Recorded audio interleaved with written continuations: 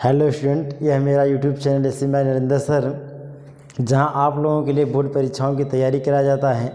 आज इस वीडियो में हम लोग टेंस के बारे में आप लोगों को कुछ इंग्लिश में बेसिक चीज़ें बताई जा रही हैं, जैसे कि जो कि आपके बोर्ड एग्ज़ाम के लिए बहुत ज़्यादा इंपॉर्टेंट है। चाहे आप 10 का एग्ज़ाम दे रहे हों या 12 का बोर्ड का एग्ज़ाम दे रहे हों, उसमें आपको यह वीडियो इंग्लिश में ज़्यादा हेल्पफुल करेगा। तो आज हम लोग सबसे पहले बेसिक स्टार्ट करते हैं। जो 9, 10, 11, 12 में जो स्टार्टिंग मेन पॉइंट हो कहाँ से है? टेंस से है। कहाँ से है? टेंस से। तो आज इस वीडियो में हम लोग टेंस के बारे में सीखते हैं। किसके बारे में?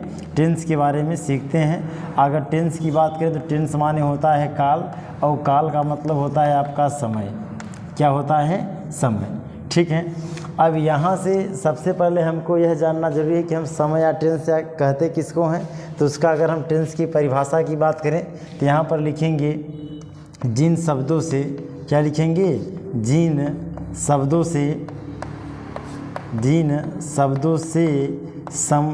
शब्दों से समय का बोध होता है। किसका बोध होता है? समय का बोध होता है। समय का बोध होता है उसे हम क्या कहते हैं? उसे टेंस या तो काल कहते हैं। क्या कहते हैं? उसे टेंस या फिर काल कहते हैं। ठीक है, इतना आपको याद रखना है। उसे हम क्या कहेंगे? टेंस कहेंगे। अगर इसके अंग्रेजी में डिफिनेशन लिखना हो तो क्या लिखेंगे? लिखेंगे a denote word is time. सीधे लिखेंगे a word denote word time is called tense हो जाएगा। यानी जिन शब्दों से हमको समय का क्या होगा? बोध होगा, उसे हम क्या कहेंगे? टेंस या तो कहेंगे या समय कहेंगे। अब इसके बाद अगर इसके प्रकार की बात करें, इतना आप जानते हैं कि टेंस कितने प्रकार के होते हैं। टेंस सामान्यतः 3 प्रकार के होते हैं। कितने प्रकार के? टेंस सामान्यतः 3 प्रकार के होते हैं। कितने प्रकार के? 3 प्रकार के होते हैं। कितने प्रकार के टेंस होते हैं? टेंस आपके 3 प्रकार के होते हैं। ठीक है, जो सबसे पहला वाला हमारा टेंस होगा वो लिखेंगे। अगर सबसे पहले टेंस की बात करें, देखिए यहाँ पे हमारा जो सबसे पहला वाला टेंस है हमारा कौन सा टेंस होगा? प्रेजेंट टेंस है। कौन सा टेंस? Present tense. इसके बाद जो दूसरा वाला हमारा कौन सा टेंस है? Past tense. कौन सा टेंस है? पास्ट। और जो हमारा तीसरा वाला है, ये तीसरा वाला हमारा कौन सा टेंस होगा? फ्यूचर टेंस होगा। कौन सा टेंस होगा? फ्यूचर टेंस होगा। ठीक है। अगर अब जैसे टेंस के 3 प्रकार हो गए, इन तीनों टेंसों के भी 64 क्या होते हैं? प्रकार होते हैं। अगर प्रेजेंट की बात करें, किसकी बात करें? प्रेजेंट की, तो प्रेजेंट टेंस के चारों टेंस का नाम क्या होगा? देखिए लिखेंगे प्रेजेंट इंडिफिनिट टेंस। क्या लिखेंगे? Present indefinite tense. और जो दूसरा वाला होगा हमारा क्या होगा? Present continuous tense. क्या हो जाएगा? Present continuous tense. ठीक है। अगर तीसरे वाले टेंस की बात करें तो तीसरा वाला टेंस हमारा क्या होगा? Present perfect tense. क्या हो जाएगा? Present perfect tense. ठीक है। और जो चौथा वाला है वो हमारा क्या हो जाएगा? Present perfect continuous tense. क्या हो जाएगा? प्रेजेंट परफेक्ट कॉन्टिन्यूअस टेंस हो जाएगा। ठीक है, ये हमारा प्रेजेंट का हो गया। अब इसके बाद पास्ट का स्टार्ट करेंगे तो क्या हो जाएगा? लिखेंगे पास्ट इंडिफिनिट टेंस। क्या लिखेंगे? Past indefinite tense. ठीक है। अगर दूसरा का लिखेंगे तो क्या लिखेंगे? Past continuous tense. क्या लिखेंगे? Past continuous tense. अगर तीसरे टेंस की बात करें तो क्या लिखेंगे? Past perfect tense. क्या लिखेंगे? Past perfect tense. अगर इसके चौथे टेंस की बात करें तो क्या हो जाएगा? Past perfect continuous tense. क्या लिखेंगे? Past perfect continuous tense. ठीक है। तो कहने का मतलब है प्रेजेंट के कितने टेंस हो गए? 1, 2, 3, 1, 4। पास्ट के कितने हो गए? 1, 2, 3, 1, 4। ऐसे ही जब हम फ्यूचर का लिखेंगे तो क्या लिखेंगे? Future indefinite tense. क्या लिखेंगे? Future indefinite tense. ठीक है। दूसरा वाला हमारा क्या हो जाएगा? Future continuous tense. क्या लिखेंगे? Future continuous tense. ठीक है। इसके बाद जो हमारा तीसरा वाला होगा वो क्या होगा, फ्यूचर परफेक्ट टेंस। क्या हो जाएगा, फ्यूचर परफेक्ट टेंस। और जो चौथा वाला होगा उसे क्या लिखेंगे, लिखेंगे फ्यूचर परफेक्ट कॉन्टिन्यूअस टेंस। क्या लिखेंगे, फ्यूचर परफेक्ट कॉन्टिन्यूअस टेंस लिखेंगे। ठीक है, तो आपको ख्याल क्या रखना है कि प्रेजेंट टेंस आपका कितने प्रकार का होगा, 3। पहला हमारा प्रेजेंट इंडिफिनिट, दूसरा का present continuous, present perfect continuous. अच्छा देखिए ना, इसमें आपको याद कैसे करना है, इंडिफिनिट, कॉन्टिन्यूअस, परफेक्ट कॉन्टिन्यूअस, ये आपका हर टेंस में सेम रहेगा। अगर मैं आपसे प्रेजेंट का पूछूं तो इसके आगे आप प्रेजेंट लगा दीजिए, पास्ट का पूछूं तो पास्ट लगा दीजिए, फ्यूचर का पूछूं तो आप फ्यूचर लगा दिए। पूरे के पूरे टेंस आपको क्या हो जाएंगे, याद हो जाएंगे। ठीक है, कैसे इतना नोट कर लीजिए, फिर आगे मैं आपको बताता हूँ। इसका स्क्रीनशॉट ले लीजिए।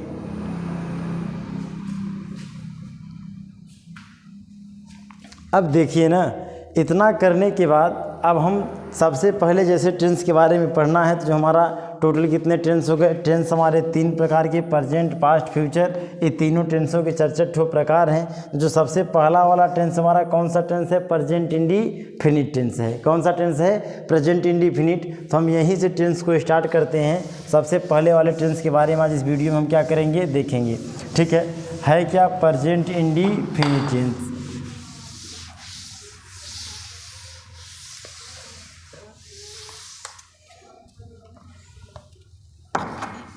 अब देखिए, अगर प्रेजेंट इंडिफिनिट टेंस की बात करें, किस टेंस की, अगर प्रेजेंट इंडिफिनिट टेंस की, किसकी बात करें, अगर प्रेजेंट इंडिफिनिट टेंस की बात करें, तो इस प्रेजेंट इंडिफिनिट टेंस के बारे में हमको सबसे पहले क्या करना होगा, जानना होगा कि हम कैसे जानें कि हमारा प्रेजेंट इंडिफिनिट टेंस है कि नहीं है।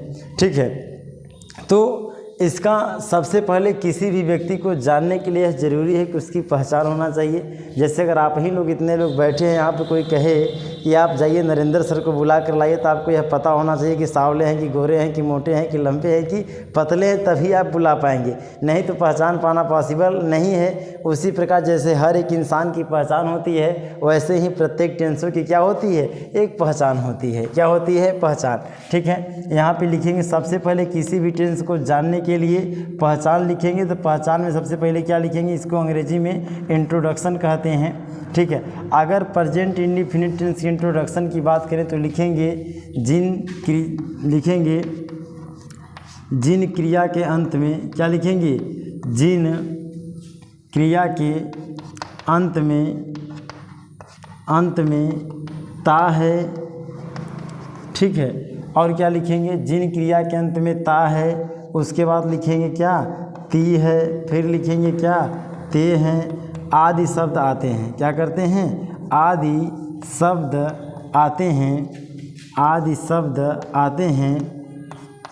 आते हैं, उसे हम क्या कहेंगे, उसे प्रेजेंट इंडिफिनिट टेंस कहते हैं। क्या कहते हैं, उसे प्रेजेंट इंडिफिनिट टेंस कहते हैं।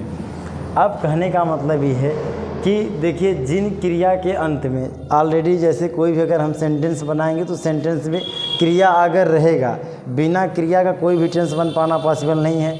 अब आपके मन में क्वेश्चन है कि क्रिया क्या है, वाक्य में जो भी कर्ता काम करता है उसको हम क्या कहेंगे, क्रिया कहेंगे। जैसे राम पढ़ता है, तो जो उसमें पढ़ने के प्रकार से क्या है, काम, यानी कहने का मतलब है जितने भी आप काम कर रहे हो सभी के सभी काम दुनिया में क्या है, क्रिया है।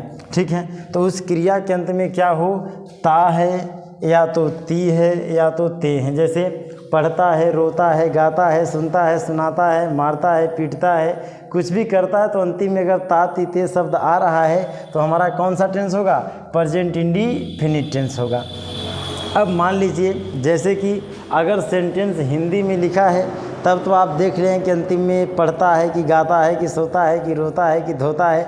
लेकिन सपोज करिए सेंटेंस इंग्लिश में इस प्रकार से लिख दिया राम, क्या लिख दिया, राम प्लेज क्रिकेट लिख दिया। क्या लिख दिया, राम प्लेज क्रिकेट।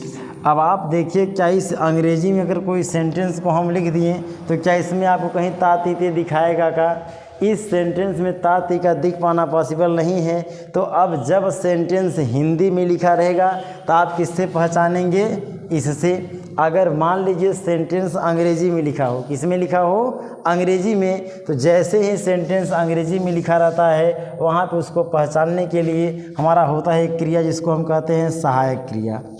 क्या कहते हैं? सहायक क्रिया कहते हैं। सहायक क्रिया को अंग्रेजी में हेल्पिंग वर्ब कहते हैं। क्या कहते हैं? Helping verb. ठीक है। अगर इस टेंस की सहायक क्रिया की बात करें, किसकी बात करें? अगर इस टेंस की सहायक क्रिया की बात करें तो इसमें कि तो आप वर्ब के फर्स्ट फॉर्म में यस या तो ईएस देखेंगे, अन्यथा लिखेंगे क्या? तथा, कि तो आपको डज देखने को मिलेगा या तो डू देखने को मिलेगा। ठीक है। अगर सेंटेंस के वर्ब के फर्स्ट फॉर्म में यस या ईएस लगा हो तथा डज या तो डू का प्रयोग हुआ हो तो कहने का मतलब वो कौन सा टेंस होगा आपका? प्रेजेंट इंडेफिनिट टेंस होगा। ठीक है। अब इंट्रोडक्शन हेल्पिंग वर्ब के बाद जो अगला वाला टॉपिक स्टार्ट होता है, जो आता है एक हमारा और, जिसको हम कहते हैं मेन वर्ब। क्या कहते हैं? Main verb. इस मेन वर्ब का जो हिंदी होता है क्या होता है? मुख्य क्रिया होता है। क्या होता है? मुख्य क्रिया। अगर मुख्य क्रिया की बात करें तो इस टेंस में जितने भी हम पढ़ेंगे उसमें मेन वर्ब का कौन सा फॉर्म प्रयोग करेंगे? फर्स्ट फॉर्म प्रयोग करेंगे। कौन सा फॉर्म प्रयोग करेंगे?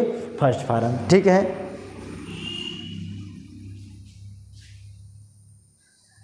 जैसे ही हेल्पिंग वर्ब, मेन वर्ब और इंट्रोडक्शन को समझ लेंगे, अब हमको एक टेंस में, किसमें? एक टेंस में आपको 3 सेंटेंस पढ़ने हैं। कितने सेंटेंस पढ़ने हैं? 3।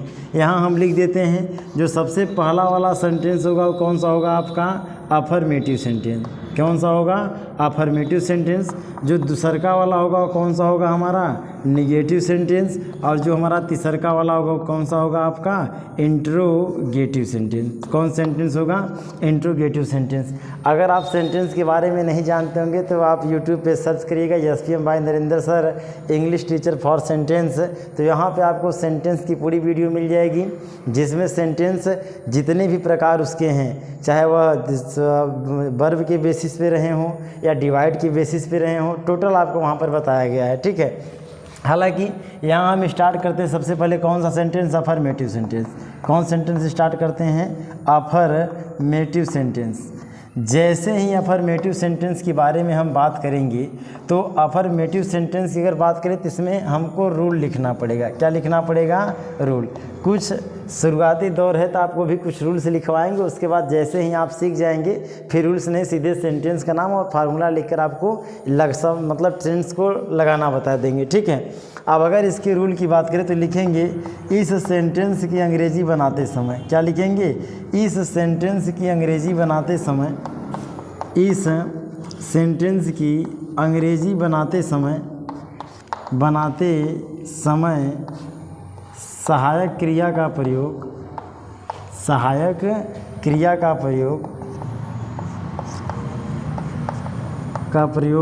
नहीं करते हैं। क्या लिखेंगे? इस सेंटेंस की अंग्रेजी बनाते समय सहायक क्रिया का प्रयोग नहीं करते हैं। मतलब जो मैं आपको बताया था कि प्रेजेंट इंडेफिनिट टेंस की सहायक क्रिया डज या तो डू होती है, उसका प्रयोग हम अफर्मेटिव सेंटेंस में नहीं करेंगे। तब आपके मन में प्रश्न करेंगे में क्या करेंगे? तो लिखेंगे उसके स्थान पर। क्या लिखेंगे? उसके स्थान पर वर्ब में। किसमें? वर्ब में कि तो यस लगाएंगे या फिर क्या लगाएंगे? ईएस लगाते हैं। क्या लगाते हैं? या तो यस लगाते हैं या फिर ईएस लगाते हैं। ठीक है। अब इतना करने के बाद अब आगे देखिए, आपके मन में एक क्वेश्चन होगा कि हम कहाँ यस का प्रयोग करेंगे और कहाँ किसका प्रयोग करेंगे? ईएस का प्रयोग करेंगे। तो एक रूल और लिखिएगा। क्या लिखेंगे? यदि। क्या लिखेंगे? यदि वर्ब का अंतिम अक्षर, कौन सा अक्षर? वर्ब का अंतिम अक्षर, वर्ब का अंतिम अक्षर ओ हो, यक्स हो, CH हो, C डॉट हो, H हो, ठीक है, Z हो। अगर ऐसा कुछ है तो क्या लिखेंगे? वर्ब के अंत में। क्या लिखेंगे? वर्ब के अंत में हम किसका प्रयोग करेंगे? ईएस का प्रयोग करते हैं। किसका प्रयोग करते हैं? ईएस का प्रयोग करते हैं। किसका प्रयोग करते हैं? ईएस का प्रयोग करेंगे। अन्यथा क्या लिखेंगे? अन्यथा अन्य अक्षर होने पर, अन्यथा अन्य अक्षर होने पर यस का प्रयोग करते हैं। किसका प्रयोग करते हैं? यस का प्रयोग करते हैं। ठीक है, मेरे कहने का मतलब सिर्फ इतना है कि हम कहाँ पे यस का प्रयोग करेंगे, कहाँ पर यस का प्रयोग करेंगे। तो आप लिखिए, यदि वर्ब का अंतिम अक्षर ओ होगा, एक्स होगा, सी एच होगा, सी डबल एच होगा, जेड होगा, तो ऐसे लिए वर्ब के अंत में हम क्या लगा देंगे? यस। जैसे मान लीजिए गो, एक प्रकार से गो माने होता है जाना। क्या होता है? जाना। अब इसके अंतिम में हमारा क्या है? ओ है, तो इसमें हम ओ में क्या जोड़ेंगे? ईएस जोड़ेंगे, तो हमारा क्या हो जाएगा? गोज हो जाएगा। ठीक है, इस नियम को नोट करिए। जैसे ही आप नियम को नोट करेंगे तब इसी नियम से देखिए फार्मूला मैं बना रहा हूँ, इसको नोट कर लीजिए, तब डिलीट करें, स्क्रीनशॉट ले लीजिए इसका।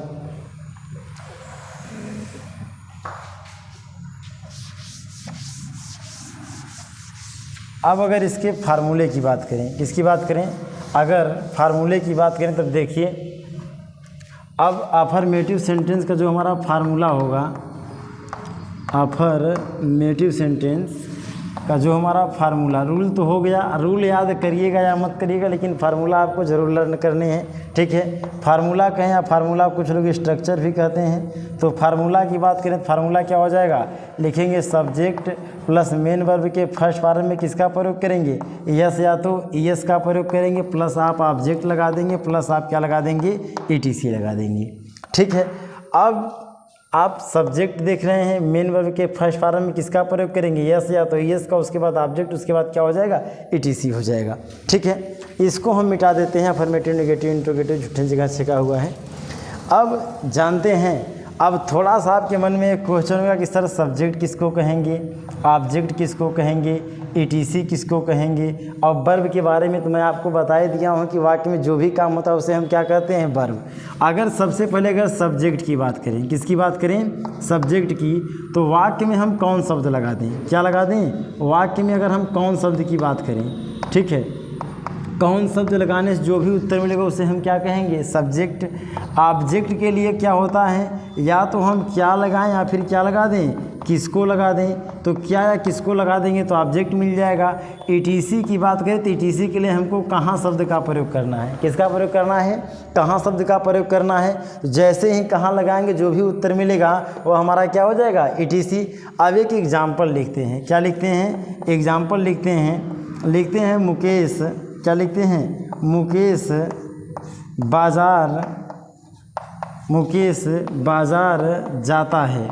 क्या करता है? मुकेश बाज़ार जाता है। अंतिम में ता है तो यह कन्फर्म है कि प्रेजेंट इंडेफिनिट टेंस है। अब इसको जब बनाएंगे तो हमको सबसे पहले देखिए स्ट्रक्चर में क्या दिया है? सब्जेक्ट। अब हमको सब्जेक्ट को लिखना है। मुझे मालूम नहीं कि इस पूरे सेंटेंस में सब्जेक्ट कौन होगा। उसके लिए आप क्या करेंगे? वाक्य में कौन शब्द लगाएंगे। क्या लगाएंगे? कौन शब्द। कौन बाज़ार जाता है, उत्तर में हमको क्या मिलेगा? मुकेश मिलेगा। क्या मिलेगा? मुकेश। तो जो भी कौन शब्द लगाने से उत्तर प्राप्त होगा उसे हम क्या कहेंगे? सब्जेक्ट। तो यहाँ पर मुकेश की मीनिंग क्या हो जाएगी? MUKESH। उसके बाद मेन वर्ब जाता है, जाना का मीनिंग क्या होता है? गो। और अंतिम में ओ है तो क्या जोड़ देंगे? ES। मुकेश गोज। अच्छा, ऑब्जेक्ट क्या जाता है, किसको जाता है, कोई उत्तर नहीं मिलेगा। लेकिन अगर कोई आपसे पूछे कहाँ जाता है तो आप क्या बताएंगे? बाज़ार। तो गोज टू क्या हो जाएगा? मार्केट हो जाएगा। ठीक है, अगला देखिए, जैसे एक एग्जाम्पल और लिख दिए कि वह बाज़ार में, या कहीं पर भी, वह बाज़ार में किताब खरीदता है। क्या करता है? किताब खरीदता है। किताब खरीदता है।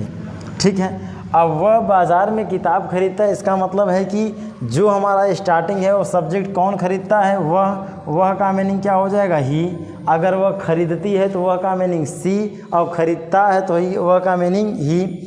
अब इसके बाद हमको आगे लिखना है ही के बाद। अब देखिए सब्जेक्ट हो गया, मेन वर्ब का फर्स्ट फॉर्म, वर्ब हमारा क्या है? खरीदना। खरीदना का मीनिंग क्या होता है? बाई।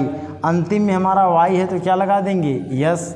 इसके बाद ऑब्जेक्ट, वह बाज़ार में क्या खरीदता है? उत्तर में मिलेगा किताब। तो जब किताब मिलेगा तो किताब की मीनिंग हम क्या लिखेंगे? ही बाइज द, और क्या लिख देंगे?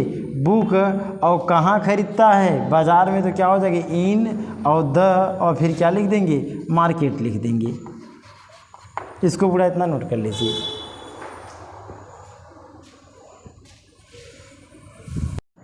देखिए जो दूसरा वाला सेंटेंस होगा वो कौन सेंटेंस होगा आपका, निगेटिव सेंटेंस।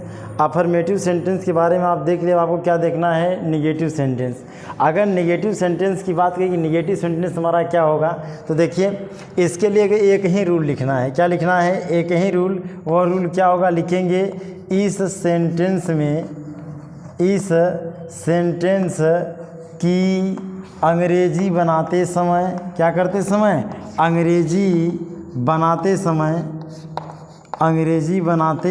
समय सहायक क्रिया के बाद, किसके बाद, सहायक क्रिया का मतलब हेल्पिंग वर्ब, सहायक क्रिया के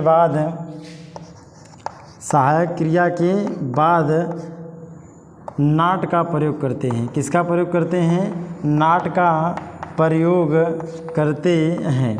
ठीक है, नॉट का प्रयोग करने का मतलब है कि जैसे ही सेंटेंस की सहायक क्रिया डज या डू हम लगाएंगे, उसके बाद तुरंत हम क्या जोड़ देंगे, नॉट जोड़ देंगे। जैसे देखिए अगर इसके फार्मूले की बात करें तो फार्मूला हमारा क्या बनेगा, सबसे पहले लिखेंगे सब्जेक्ट, इसकी सहायक क्रिया डज या तो फिर लिखेंगे डू, और इसके बाद हम क्या जोड़ देंगे, नॉट, प्लस में क्या हो जाएगा, मेन वर्ब के फर्स्ट फॉर्म, ठीक है, प्लस आपका ऑब्जेक्ट और फिर क्या हो जाएगा, ईटीसी हो जाएगा। ठीक है, इतना नोट करिए। लाइट कट गई थोड़ा सा।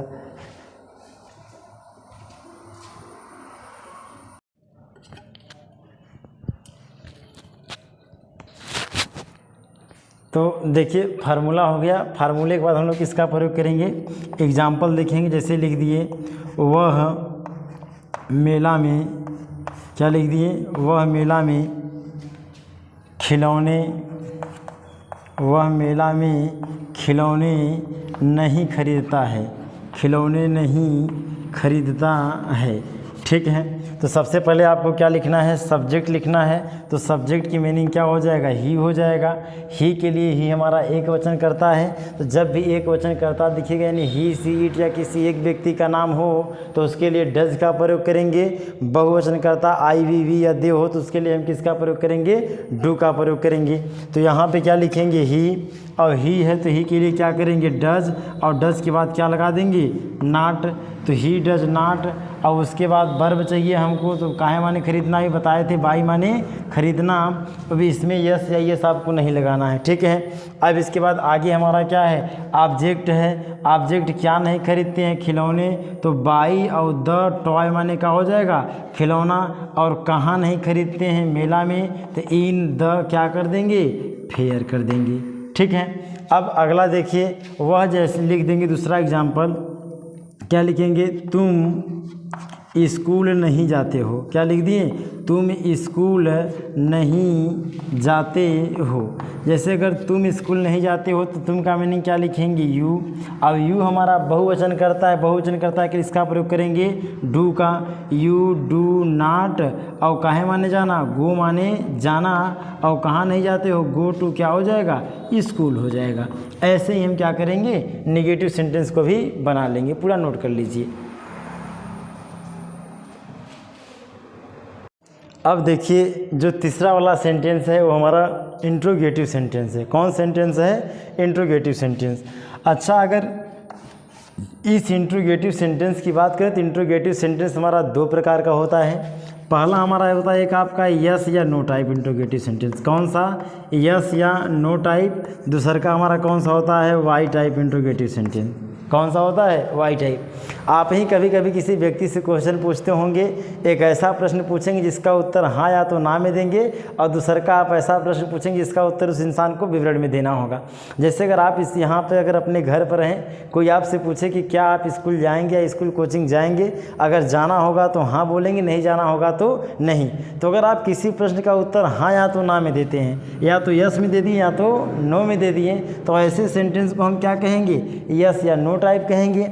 अगर वही आपसे हम पूछें कि आज आप कोचिंग क्यों नहीं जाएंगे, तब आपको बताना पड़ेगा कि बुखार है, कि सोना है, कि रोना है, कि धोना है, क्या करना है। वहाँ पे आपको कारण दिखाना पड़ेगा। क्या दिखाना पड़ेगा, कारण। कहने का मतलब है जिस प्रश्न का उत्तर केवल हम हाँ या तो ना में देंगे वो हमारा कौन सा सेंटेंस होगा, यस या तो नो टाइप इंट्रोगेटिव सेंटेंस। कौन सा सेंटेंस होगा, यस या नो टाइप इंट्रोगेटिव सेंटेंस। तो सबसे पहले हम लोग इसी के बारे में देखते हैं, यस या नो टाइप इंट्रोगेटिव सेंटेंस क्या होगा। अब इसमें बताने का मतलब मैं आपको बताया, इसमें आपको जो भी उत्तर देना है आप किस में देंगे, हाँ या तो ना में। अगर इसके फार्मूले की बात करें, किसकी बात करें, अगर इसके फार्मूले की बात करें तो इसका जो फार्मूला होगा इसमें सबसे पहले हम किसको लिखेंगे, कि तो डज को लिखेंगे या तो डू को लिखेंगे। इसके बाद हम क्या करेंगे, सब्जेक्ट कर देंगे। कभी कभी इंट्रोगेटिव में निगेटिव आता है, अगर निगेटिव दिखे तो सब्जेक्ट के बाद किसका प्रयोग कर लेंगे, नॉट का। इसके बाद क्या करेंगे, मेन वर्ब का फर्स्ट फॉर्म, फिर क्या लिखेंगे, ऑब्जेक्ट, और फिर क्या लिखिएगा, ईटीसी, और फिर लास्ट में क्वेश्चन मार्क। जैसे हम आपसे एक सेंटेंस दे दिए क्या वह मंदिर जाता है, क्या दे दिए, क्या वह मंदिर जाता है। अगर मंदिर जाता है तो हाँ, नहीं जाता है तो नहीं, यानी इसमें हमको उत्तर किस में देना है, या तो हाँ में देना या तो ना में देना है। तो लिखेंगे कैसे, सबसे पहले वह हमारा एक वचन करता है तो डज का प्रयोग, इसके बाद सब्जेक्ट है तो ही का प्रयोग, नॉट शब्द नहीं है तो उसको छोड़ देंगे, आगे बढ़ जाएंगे, गो माने क्या हो जाएगा, जाना, ऑब्जेक्ट है नहीं, ईटीसी कहाँ जाते हैं, गो टू टेम्पल माने क्या हो जाएगा, मंदिर, यहाँ पे लगा देंगे क्वेश्चन मार्क।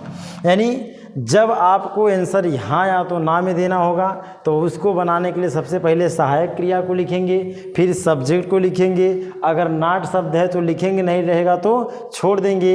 इसके बाद मेन वर्ब का सेकंड फॉर्म, फिर ऑब्जेक्ट, और फिर आपका क्या हो जाएगा, ईटीसी हो जाएगा। ठीक है, इतना नोट कर लीजिए पूरा।